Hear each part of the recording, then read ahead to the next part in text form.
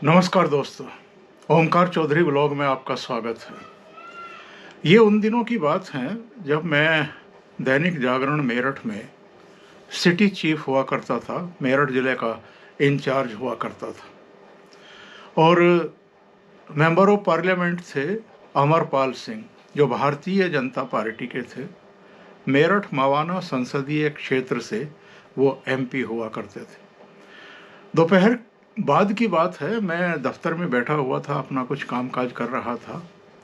जो बाकी के रिपोर्टर थे वो तब तक आए नहीं थे, या जो वहाँ पर मौजूद थे उनमें जो सीनियर जर्नलिस्ट और आरएसएस से भी जुड़े रहे अभय गुप्ता थे, एक दो कुछ और लोग थे एडिटोरियल में। एक फ़ोन कॉल आई और उधर से कहा गया कि सांसद महोदय आपसे बात करेंगे। तो अगली आवाज़ अमरपाल सिंह की थी। अमरपाल सिंह ने अपनी कुछ गतिविधियों के बारे में बताना शुरू किया कि आज उनसे कौन कौन मिले हैं, क्या है क्या नहीं है, तमाम दूसरी चीज़ें वो बताने लगे। तो मैंने उनसे पूछा कि ये आप मुझे क्यों बता रहे हैं? तो उन्होंने कहा कि आप ये नोट करिए और नोट करके इसकी खबर बना करके छापिए। तो मैंने कहा कि अभी हमारा कोई रिपोर्टर यहाँ आया नहीं है, जब वो आ जाएंगे मैं उनसे कहूँगा कि वो आपसे बात कर लेंगे, या आप किसी के हाथों जो कुछ हुआ है इसको लिखवा करके भेज दीजिए। तो उसे लगा कि ये तो मेरा अपमान हो गया है कि मैं मेंबर ऑफ पार्लियामेंट और एक अखबार का रिपोर्टर या चीफ रिपोर्टर इस अंदाज में मुझसे बात करे कि साहब मेरे रिपोर्टर आ जाएंगे तो ही वो आपकी बात को नोट करेंगे और ख़बर बनाएंगे। शायद इन लोगों को पता नहीं था कि चीफ रिपोर्टर की हैसियत क्या होती है अखबार में, या चीफ सब की, या न्यूज़ एडिटर की, या एडिटर की, या चीफ एडिटर की। मतलब हायरार्की इनको पता ही नहीं होती है कई बार। और चूँकि अमरपाल की छवि भी कुछ बहुत अच्छी नहीं थी, दबंग किस्म की एक छवि थी। ये अलग बात है कि भारतीय जनता पार्टी ने उनको टिकट भी दिया और वो सांसद भी बने। तो उनको पता नहीं क्या सूझा, तो अपने गनर के साथ, अपने कुछ साथियों के साथ में वो दैनिक जागरण के दफ्तर पहुंच गए और सीधे गार्ड ने उनको रोकने की कोशिश की, पूछने की कोशिश की कि क्या बात है। गार्ड को भी धक्का दिया और सीधे एडिटोरियल में घुस गए। ये अपने आप में कोई छोटी बात नहीं थी कि कोई इस तरीके से गार्ड को भी धक्का दे दे, दफ्तर के भीतर घुस जाए, एडिटोरियल तक पहुंच जाए, न्यूज़ डिवीज़न के साथ, मतलब न्यूज़ सेक्शन के पास पहुंच जाए और वहां जाकर के सीधे तूम तड़ाक पर उतारू हो जाए। और आकर के सीधे उन्होंने कुछ नहीं, हाथ उठा दिया और कम से कम 3 बार उन्होंने हाथ से हमला किया, मतलब मारने की कोशिश की। ये अलग बात है कि मेरे केवल इस हाथ पर जो है वो उनके प्रहार रुक गए। और उसके बाद जब पूरे दैनिक जागरण दफ्तर में हल्ला मचा कि भाई एडिटोरियल में घुस आए हैं और इन्होंने जो है ओमकार चौधरी पर हमला किया है, तो उसके बाद जो है वो उनको खतरे का एहसास हुआ कि अब घिर जाएंगे। तो वो वहाँ से उतनी ही तेज़ गति से वापस भागे जितनी तेज़ गति से वो दफ्तर में घुसे थे। और कुछ को पकड़ने की कोशिश भी की गई, लेकिन वो लोग भाग गए, चले गए, अपनी गाड़ियों में बैठ कर के चले गए। उसके बाद तो जो हल्ला होना था वो हुआ, जम कर के हल्ला हुआ। मेरठ के पत्रकारों की बैठक बुलाई गई, दैनिक जागरण के भीतर भी मीटिंग हुई और धीरेन्द्र मोहन डायरेक्टर थे और जो सर्वे सर्वा थे उस समय चेयरमैन वो नरेंद्र मोहन थे, जो खुद मेंबर ऑफ पार्लियामेंट थे, राज्यसभा के सदस्य थे। हंगामे हुए मेरठ में, प्रदर्शन, धरने, नारेबाजी, और मैंने सिविल लाइन थाने में जाकर के सांसद के खिलाफ एफआईआर दर्ज करा दी। उसके बाद साहब प्रेशर पड़ने शुरू हुए, नरेंद्र मोहन जो चेयरमैन थे दैनिक जागरण ग्रुप के, वो कानपुर में बैठते थे या दिल्ली में बैठते थे। कानपुर में अमरपाल सिंह का कोई नज़दीकी डॉक्टर था, इनके कुनबे का था, कौन था, उनके जरिए नरेंद्र मोहन पर प्रेशर बिल्डअप किया गया कि मामले को वापस लिया जाए, ये धरने प्रदर्शन वगैरह जो चल रहे हैं इनको बंद किया जाए, कम किया जाए, तमाम तरह की दूसरी बातें। लेकिन जो राजनीति है वो भी शुरू हो चुकी थी। जो भारतीय जनता पार्टी के विरोधी थे उन्होंने अमरपाल सिंह की गिरफ्तारी की मांग शुरू कर दी थी और हालत ये हो गई थी कि पूरा मेरठ जिला और वेस्ट यूपी एकजुट हो गया था। जहाँ तक पत्रकारों का सवाल है, मेरठ में मीटिंगें हो रही थी, प्रदर्शन हो रहे थे, गिरफ्तारी की मांग हो रही थी। उन्होंने भी क्रॉस एफआईआर दर्ज करा दी, हालांकि बनती ही नहीं थी क्योंकि वो हमारे दफ्तर में आकर के घुसे थे, दैनिक जागरण के दफ्तर में घुसे थे और दफ्तर में घुस करके उन्होंने मारपीट की थी।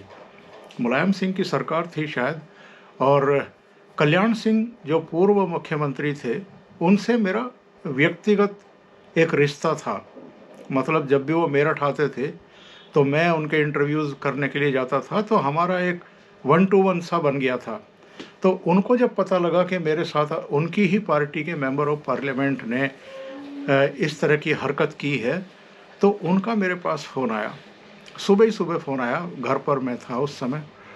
और कल्याण सिंह ने पहले तो पूरी घटना पर जो है खेद व्यक्त किया, कहा कि मैं पार्टी का एक जिम्मेदार नेता होने के नाते इसके लिए माफ़ी चाहता हूं और मैं परसों मेरठ आ रहा हूं।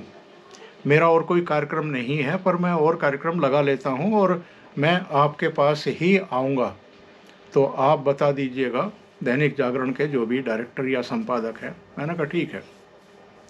और कल्याण सिंह लखनऊ से चल कर के मेरठ पहुँचे और वो सीधे दैनिक जागरण के दफ्तर आए। वो फोटोग्राफ मेरे पास अभी भी हैं।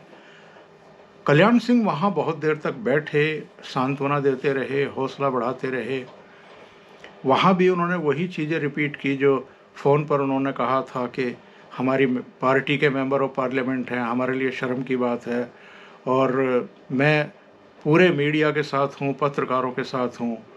और मेरे बारे में भी उन्होंने कहा कि ये तो बहुत ही शांत स्वभाव के पत्रकार हैं और केवल अपने काम से मतलब रखते हैं, इस तरह की हरकतें जो हैं वो ठीक नहीं है और मैं ऊपर तक पहुंचाऊंगा, यानी अटल बिहारी वाजपेयी और लाल कृष्ण आडवाणी तक ये बात पहुंचाऊंगा। बहरहाल वो बाद में फिर तमाम तरह की बातें हुई। जो मैनेजमेंट था उस पर कोई प्रेशर था, कहा तो यहाँ तक गया कि अटल बिहारी वाजपेयी ने भी कहा कि साहब मामले को ख़त्म करवाइए और ये अमरपाल सिंह जाकर के माफ़ी मांगेंगे। फिर महावीर जैन जो हमारा युग के संपादक थे, बेगम बाग में उनका दफ्तर हुआ करता था, वहाँ मेरठ के सब पत्रकार इकट्ठा हुए। ये अमरपाल सिंह भी पहुँच गए। मोहनलाल कपूर थे जो ऑलरेडी चुनाव लड़ चुके थे, लड़ते रहे थे। कई और पदाधिकारी उनके साथ आए और उन्होंने खड़े होकर के माफ़ी मांगी, इसके लिए अपने कृत्य के लिए क्षमा याचना की। वो फ़ोटो भी मेरे पास है, आपको मैं दिखाता हूँ। और उसके बाद तय हुआ कि दोनों तरफ से एफआईआर वापस ली जाएगी। एफआईआर वापस भी हो गई, मामला ख़त्म भी हो गया।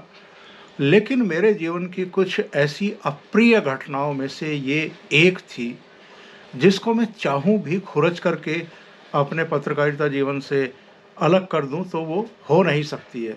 लेकिन इस तरह की घटनाओं ने कम से कम मुझे तो बहुत मजबूत किया और मैंने ये संकल्प लिया उसके बाद से कि मैं इस तरह के जो राजनीति में बाहुबली हैं इनके सामने मैं बिल्कुल डरूंगा नहीं, डिगूंगा नहीं और तटस्थ भाव से, स्वतंत्र भाव से हमेशा ऊंची गर्दन करके, चौड़ा सीना करके डटा रहूँगा। और ये बाद के वर्षों में भी 2-4 बार फिर इस तरह की घटनाएं हुई हैं, वो मैं बताऊंगा आगे जब ये सीरीज आगे बढ़ेगी। लेकिन उसके बाद मैं तो खैर मेरठ चला गया, मेरठ छोड़ करके चला गया था 1997 में। चंडीगढ़ मेरी तैनाती हो गई थी अमर उजाला में, वहाँ एक नई जिम्मेदारी मिली थी। लेकिन बाद में अमरपाल को उनके ही किसी दुश्मन ने या किसी ग्रोह ने मार डाला, उनकी हत्या कर दी, और वो भी उनके संसदीय क्षेत्र में ही हत्या की।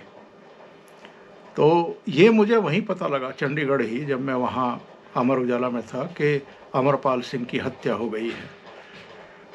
तो इस पूरे प्रकरण से ये पता चलता है कि अगर आप बुरा काम करते हैं तो उसका नतीजा भी अल्टीमेटली बुरा ही होता है। और हम लोगों का क्या है, हम तो अपना काम करते हैं और ईमानदारी से करने की कोशिश करते हैं। हाँ, उसमें भी अगर किसी को ये लगने लगे कि साहब जो हम चाहते हैं वो ये नहीं कर रहे हैं, या हमारा अपमान कर रहे हैं, हमारी हुक्म अदूली कर रहे हैं, और ये सोचने लगे कि हम मेंबर ऑफ पार्लियामेंट हैं या मंत्री हैं या किसी और पद पर हैं, तो सबको जी जी जी जी यस यस यही करना चाहिए, तो ऐसा संभव नहीं है। हालांकि मीडिया में अब ऐसा करने वाले भी कोई कम नहीं है, बहुत आ गए हैं। अब तो दरोगाओं को भी सर कह करके बोलने वाले रिपोर्टर आ गए हैं। हमारे समय तो ऐसा नहीं था। अभी के लिए इतना ही। बहुत बहुत धन्यवाद। अगर आपको ये चैनल और इसके कंटेंट पसंद आ रहे हैं तो लाइक करें, कमेंट करें, वीडियो को शेयर भी करें। अभी तक अगर आपने ये चैनल सब्सक्राइब नहीं किया है तो सब्सक्राइब कर लें और साथ में लगे बेल आइकॉन को दबा दें, ताकि आगे आने वाले वीडियो और इनके नोटिफिकेशन आपको मिलते रहें। बहुत बहुत धन्यवाद। नमस्कार।